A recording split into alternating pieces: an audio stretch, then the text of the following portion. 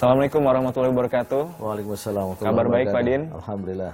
Alhamdulillah, dalam kesempatan yang baik ini, kali ini kita akan membahas mengenai menjemput pahala pasca Ramadan. Nah, sebenarnya ini hampir-hampir mirip dengan tema kita sebelumnya. Oke Pak Din, karena memang mengenai pahala pasca Ramadan, kira-kira apa sih yang bisa kita lakukan setelah bulan Ramadan dan bagaimana cara kita melakukannya? Ya, sebelum ke bagaimana, mungkin perlu sedikit didalami. Menjemput pahala saya kira bagus, dalam arti bagaimana keberagaman kita itu berorientasi ke depan, berorientasi ke masa depan, dalam arti harus ada peningkatan, karena Islam lebih menekankan kualitas daripada kuantitas. Jadi bukan aktsaru amala, bukan sebanyak-banyaknya amal, tetapi ahsanu amala, sebaik-baiknya amal. Maka bukan sebanyak-banyaknya pahala, tetapi sebaik-baiknya pahala.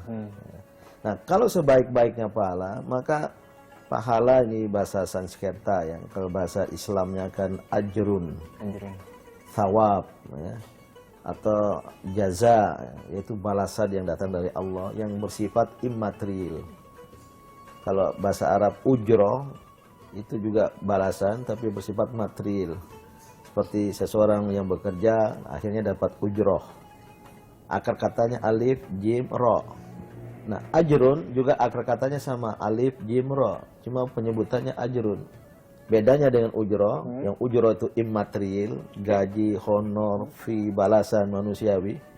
Kalau ajrun ini immaterial, karena dari Allah. Itulah konsep pahala yang kita pinjam sesungguhnya dari bahasa Sanskerta. Konsep Hindu sebenarnya. Konsep Hindu ya. Dosa dan pahala ini ya. Tapi kalau bahasa Islamnya kan ajrun. Dan ajrun dari Allah ini ya, adalah balasan yang tak terhingga. Tidak bisa kita kuantifikasi berapa sekian ya. Walaupun ada dalam hadis, dalam ayat, ya, itu ibarat, itu simbol. Kalau menanam akan jadi pohon, kemudian jadi sekian, 70, 700 dan lain sebagainya. Atau Lailatul Qadar nilainya lebih baik dari 1000 bulan, itu simbol saja itu. Bisa jadi lebih dari 1000 bulan gitu ya. Bahkan ada dalam bahasa Arab kata 7, ya, itu mengandung arti banyak. Kalau orang Jawa kalau banyak itu kan 1000. Nah, kalau umpama kita orang Indonesia mengucapkan terima kasih yang banyak berapa? Beribu-ribu terima kasih. Sekarang sudah berubah berjuta-juta terima kasih. Nah, kalau dalam bahasa Arab itu 7 biasanya. 7 ya? Ya, maka sab'a samawat, 7 lapis langit, boleh jadi tidak 7 persis itu, untuk mengembangkan banyak itu. Tapi kita tidak kaitkan dengan sana. Yang paling penting menjemput pahala dalam orientasi sebaik-baik pahala. Maka bagaimana ke depan itu kita meningkatkan kualitas keimanan dan keberagaman kita. Itu artinya menjemput pahala. Jadi keberagaman yang mendaki, keberagaman yang dinamis. Itulah sesogianya menjadi orientasi keberagaman seorang muslim. Oke, ini menarik juga mengenai kualitas amalan ini lebih penting dibandingkan kuantitas gitu Pak Din ya. Apakah ini artinya seseorang yang zikir 100 kali setiap harinya misalkan Pak Din, tapi dia tidak rutin melakukannya dibandingkan orang yang zikir 10 kali tapi dia rutin melakukannya selama setiap hari selama bulan, mana yang lebih baik? Itu hadis itu. Sebaik-baiknya amal perbuatan adalah yang konstan, konsisten, konstan, tetap konsisten, dan saya tambahkan dinamis, walaupun sedikit, daripada besar sekaligus tapi kemudian terhenti. Gitu. Oleh karena itu penjemputan pahala pasca Ramadan pada bulan-bulan setelah Ramadan ini tiada lain pesannya adalah kita meningkatkan kualitas keimanan, keberagamaan dan peribadatan, tapi dengan menjaga konsistensi, tapi dalam ritme yang dinamis, yang mendaki tadi itu. Oke, kuncinya di konsistensi begitu ya. Oke, selanjutnya dari bulan suci Ramadan kita masuk yang namanya bulan Syawal. Sebenarnya apa yang Allah tawarkan di bulan Syawal dan juga bulan seterusnya setelah Syawal ini Pak Din? Allah sudah menawarkan pada manusia dalam bentuk ajaran perintah yang banyak ya. Tidak hanya pada bulan Ramadan, tidak hanya pada bulan Syawal, tapi sepanjang waktu. Paling tidak untuk menunaikan yang namanya sholat, menegakkan sholat. Ya, tawaran Allah sepanjang waktu itu, 5 kali sehari semalam. Nah, masalah menjemput pahala ada tipe orang juga yang beribadah jalan, tapi maksiatnya juga terus jalan gitu. Menurut Pak Din Itu bagaimana? pertanda ibadahnya tidak makbul. Itu pertanda ibadahnya tidak fungsional. Salat umpamanya, menurut Al-Quran, as-salatu tanha anil fahsya'i wal munkar. Salat itu mencegah seseorang dari perbuatan keji, fahsya, dan mungkar yang punya dampak buruk kepada dirinya sendiri dan juga kepada orang lain gitu. Dan ayat ini menggunakan kata kerja masa sekarang, tanha, present tense. Dalam arti ya tidak otomatis sholat itu akan mencegah kalau tidak dilaksanakan dengan sebaik-baiknya. Oke. Maka ukuran sholat yang fungsional, sholat yang sukses, sholat yang berhasil adalah mampu membawa pelakunya untuk menghindarkan diri dari perbuatan dosa, dari pelanggaran. Kenapa? Karena waktu sholat, khususnya duduk antara dua sujud, kan dia berdoa ya. Apa antara lain, Robbi Ghafirli. Duduk antara dua sujud. Doa dalam sholat itu nggak banyak ya. Salah satunya paket doa ada 8 itu antara duduk antara dua sujud. Ada Robbi Ghafirli, ya artinya ya Allah ampunilah dosa-dosaku. Minimal berapa? 17 kali sehari semalam ya. Itu kalau dihayati Robbi Ghafirli, maka wassalam itu pernyataan, deklarasi. Sekarang selesai sholat ini, saya akan memulai pengamalan dari Robbi Ghafirli untuk mampu menghindarkan diri dari dosa dan pelanggaran. Itulah sholat. Begitu pula puasa yang berhasil akan terlihat pada masa pasca. Kita jangan terlibat memokuskan diri hanya pada masa-masa ibadat. Yang paling penting adalah masa pasca ibadat. Itu berarti sholat kita tidak berguna. Dan oleh karena itu bahkan dikecam oleh Al-Quran.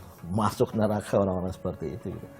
Apa pesannya? Pesannya beribadatlah dengan sungguh-sungguh, dengan penuh keikhlasan yang berorientasi pada kualitas.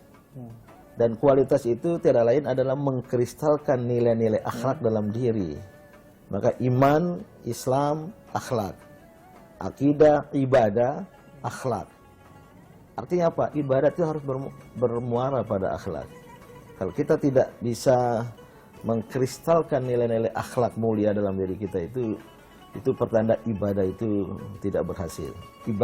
Ibadat sesungguhnya adalah jalan, bukan tujuan. Muaranya adalah akhlak. Muaranya, tujuannya membentuk kepribadian, akhlak, tentu mencari ridha Allah Subhanahu wa taala. Ya, dalam menjemput pahala setelah bulan Ramadan, yang paling penting adalah dalam beribadah, kualitas ibadah yang harus kita pikirkan, bukan kuantitas ibadahnya. Dan dalam beribadah ini, muaranya adalah sebenarnya untuk membentuk akhlakul karimah. Ini yang harus benar-benar ditekankan oleh setiap diri orang Islam. Ya, kami akan kembali, tetaplah di Risalah.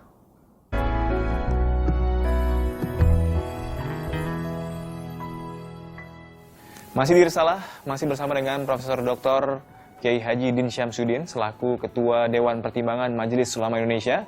Dan di sini kami masih membahas mengenai menjemput pahala pasca Ramadan. Pak Din, bulan Ramadan tadi sudah kita bahas, sudah berakhir.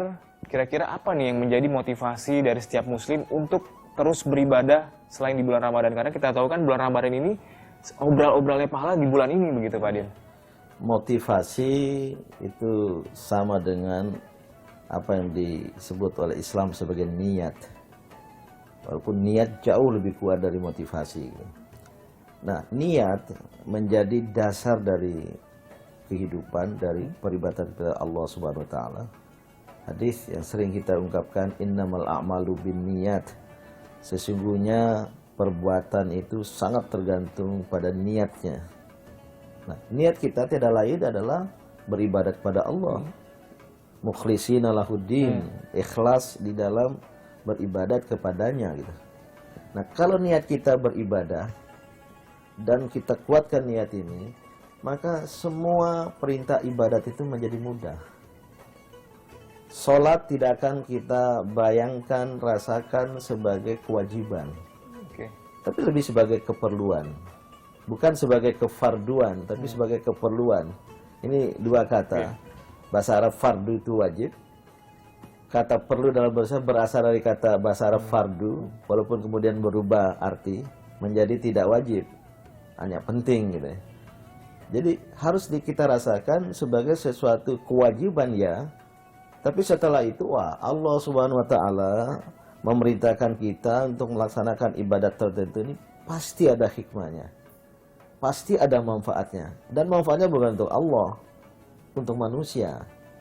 Maka oleh karena itu kalau kita sadari seperti sholat lah. Bahwa sholat itu bukan hanya kewajiban dan kita tunaikan hanya untuk menggugurkan kewajiban. Wah saya belum sholat.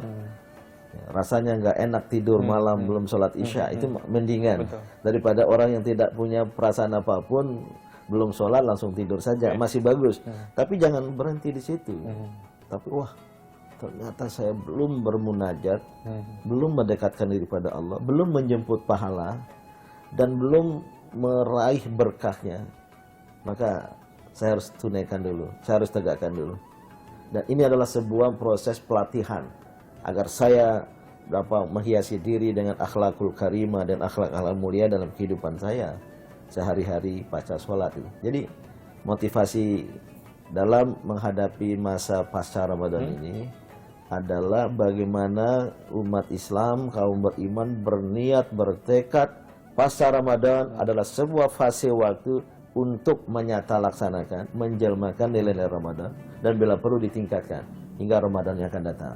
Nah, ini motivasi inilah yang harus kita tanamkan. Oke, ini menarik sekali bicara niat karena sesungguhnya amalan itu tergantung niat begitu Betul, Pak Din ya. Nah, masalahnya adalah bagaimana cara kita menata niat hati kita dalam beribadah agar selalu karena Allah begitu Pak Din. Karena kadang kita ingin infak misalkan dalam masjid, taruhlah ada uang 100.000, ada 10.000. Kalau kita mau kasih 100.000 takut disangka sombong gitu. Kita kasih 10.000 kok kayaknya pelit gitu. Jadi gimana nih Pak Din biar niatnya? Nah, ini bagus sekali menata niat.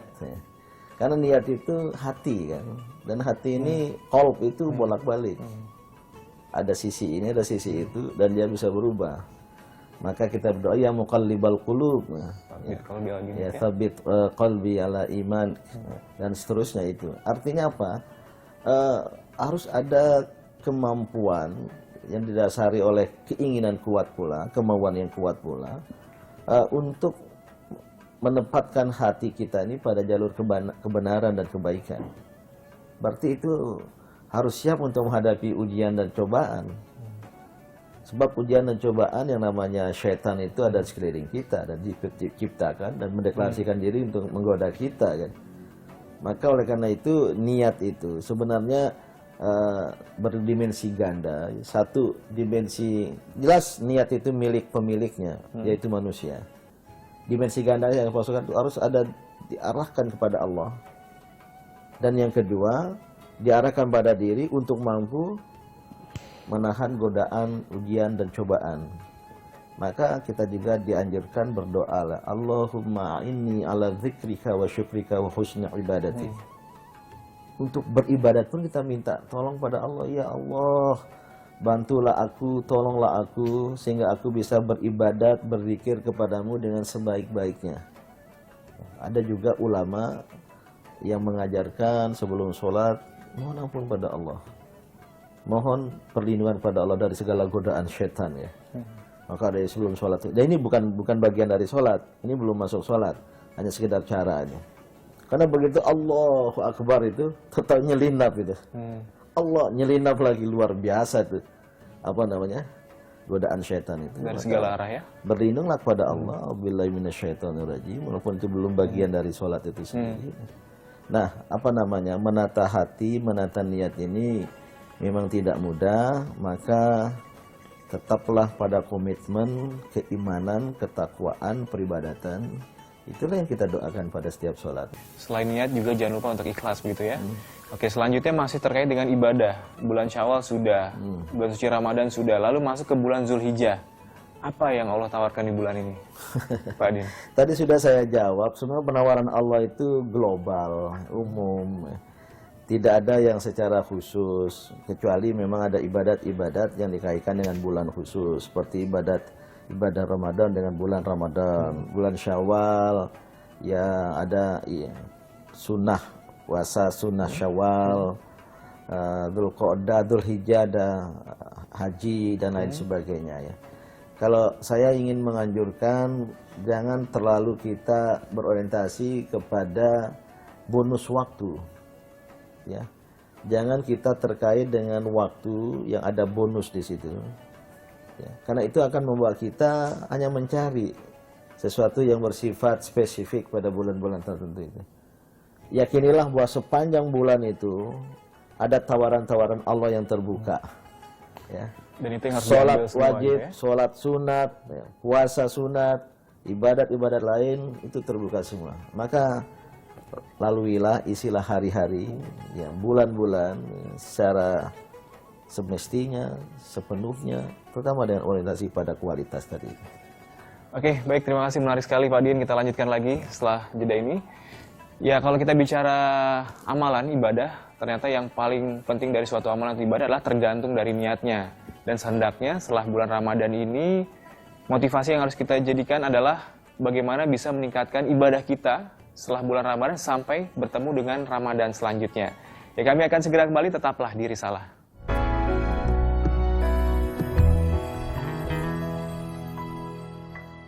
Ya, terima kasih Anda masih bersama kami di Risalah, masih bersama dengan Profesor Dr. Kiai Haji Din Syamsuddin selaku Ketua Dewan Pertimbangan Majelis Ulama Indonesia.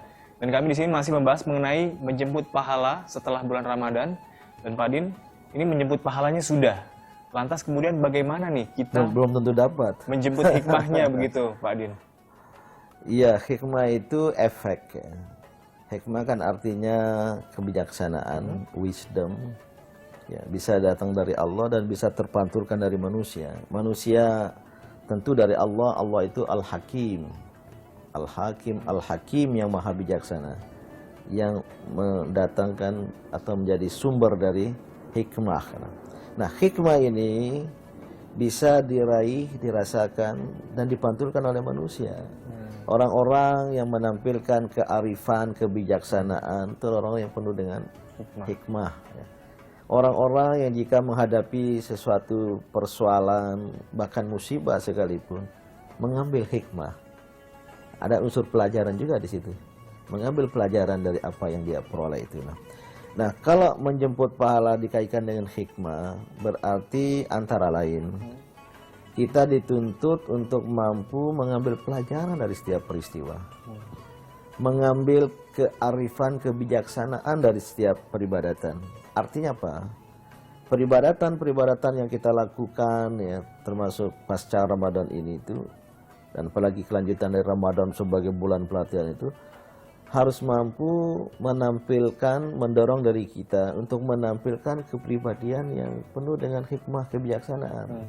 Hanif, kita ini hanifan musliman, mengikuti Nabi Ibrahim alaihissalam, hanifan musliman. Itu adalah sebuah komitmen kepada kebenaran, kepada kebaikan, tidak ada kompromi.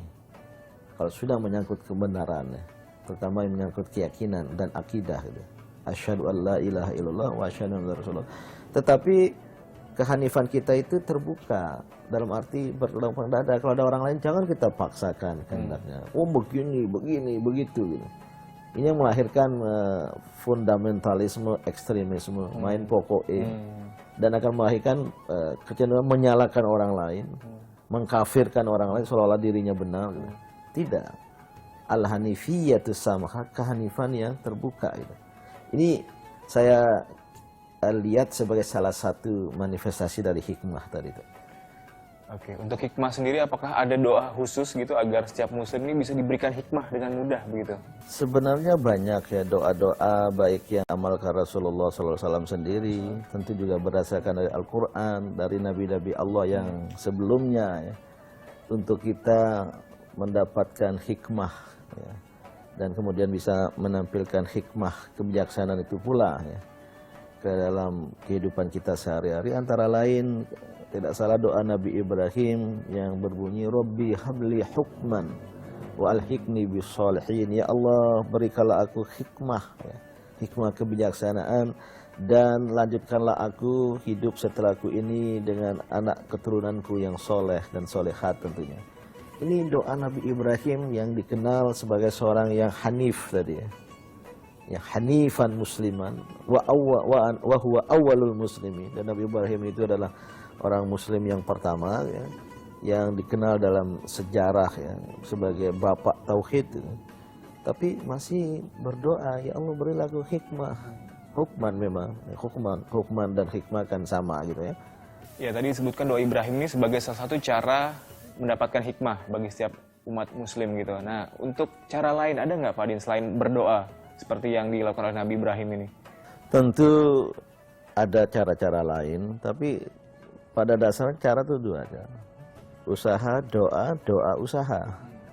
Kalau tadi sudah kita berdoa pada Allah mengikuti cara Ibrahim alaihissalam untuk menghadirkan hikmah dalam diri kita, Rabbi habli hukman tadi itu, maka fase kedua kita coba. Ada nggak hasil dari doa tadi itu? Usaha. Yaitu berupaya membiasakan diri menjadi orang yang penuh dengan hikmat kebijaksanaan, menjadi orang yang arif bijaksana.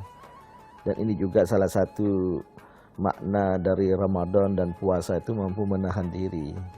Maka tanda-tanda orang yang bertakwa itu adalah mampu untuk menahan amarah. Dan ketika orang lain salah, dia tidak menuntut untuk minta maaf kepadanya, tapi dia memberi maaf. Wal'afina 'anin nas. Islam lewat Al-Quran, sepengetahuan saya, tidak menuntut orang lain yang kita anggap bersalah untuk minta maaf, baru kita maafkan. Tapi kapan kita maafkanlah, udahlah, saya maafkan dalam hati, secara langsung. Anda salah. Kalau ini terjadi, mampu menahan amarah dan memberi maaf, adalah pribadi yang penuh hikmat tadi itu. Jadi kalau caranya, ya membiasakan. Allah bisa karena biasa. Kalau belum bisa, doa lagi.